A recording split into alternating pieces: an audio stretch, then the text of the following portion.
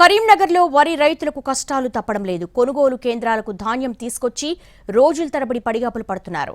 వెంటనే ధాన్యం కొనుగోలు ప్రారంభించాలని అధికారులకు విజ్ఞప్తి చేస్తున్నారు అధికారులు. అయినప్పటికీ కూడా అధికారులు పట్టించుకోకపోవడంతో అన్నదాతలు ఆవేదన వ్యక్తం చేస్తున్నారు.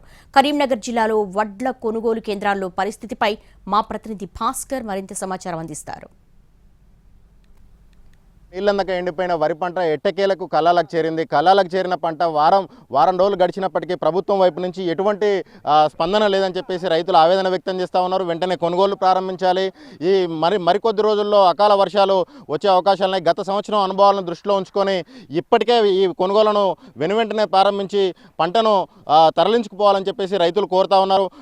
మనతో పాటు కొంతమంది రైతులు ఉన్నారు. మనం కరీంనగర్ రూరల్ మండలం దుర్షేడ్ గ్రామంలో ఉన్నాం. ఇక్కడ కొంతమంది రైతులు ఉన్నారు. వాళ్ళు ఎన్ని రోజులైంది వడ్లు పోసి ఈ వడ్లకు సంబంధించి కొనుగోలుకు సంబంధించి అధికారుల నుంచి ఎటువంటి సంకేతాలు వచ్చాయో వాళ్ళని అడిగి తెలుసుకుందాం. బాపు ఎన్ని రోజులైంది ఇక్కడ వడ్లు పోసి? 6 రోజులు అవుతుంది. 6 రోజులైంది. ఎవరన్నా వచ్చినా ఏవో మేడం ఇట్లా ఈ వరకైతే ఎవ్వరు రాలే. వడ్లు ఎండినాయి 14-13 వస్తున్నాయి. మాస్టర్ వస్తున్నాయి. కొనుగోలు చేయాలి. మరి ఇట్లుంటే ఎట్లా? మొన్న వర్షం వస్తుందని కుప్పలు చేసినాం, మళ్ళీ ఎండ పోసినాం. ఈ వరకే 5 ఎకరాలు అయితే ఎండిపోయింది. తెచ్చిన కొన్నిటికి సుద్ధా ఇంతవరకు అయితే తీసుకునే నాదులు లేడు. మరో రైతు ఉన్నారు, ఆయన అడిగి తెలుసుకుందాం.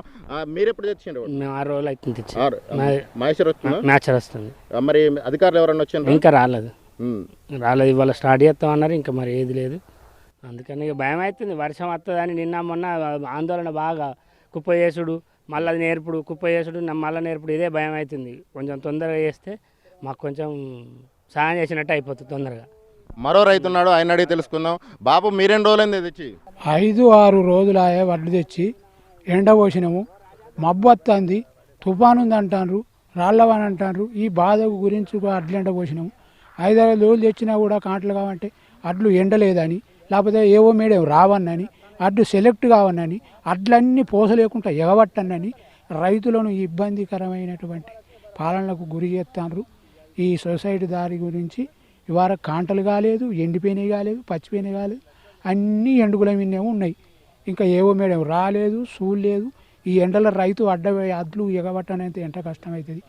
ఈ అడ్లు ఎగబట్టం అంటే ఏవో మేడం కిలో పెడతారా, 2 కిలోలు పెడతారా, 3 కిలోలు పెడతారా అని రైతులతోనే చెప్పించడానికి గురి కావాలని ఈ ఒక్క లేటు చేస్తున్నారు ఈ గవర్నమెంటు. అడ్లు ఎండినవి మంచిగా బండలోలు ఉన్నాయి, ఎగబట్టకుండా మంచిగా ఉన్నాయి. మొత్తం ఎగబట్టు అంటే 2-3 కిలోలు మనం పెట్టుకోవచ్చు. మిల్లు ద్వారా కన్సల్టింగ్ ద్వారా చేయొచ్చునని ఈ ప్రారంభం ఇట్లా నమోదు చేస్తారు. వడ్లు ఎండిన వడ్లకు సంబంధించి వెంటనే కొనుగోలు ప్రారంభించాలి. మనం విజువల్లో చూడొచ్చు. ఇవి మొత్తం గత 6 రోజులుగా ఎండుతున్న ఈ వడ్లు.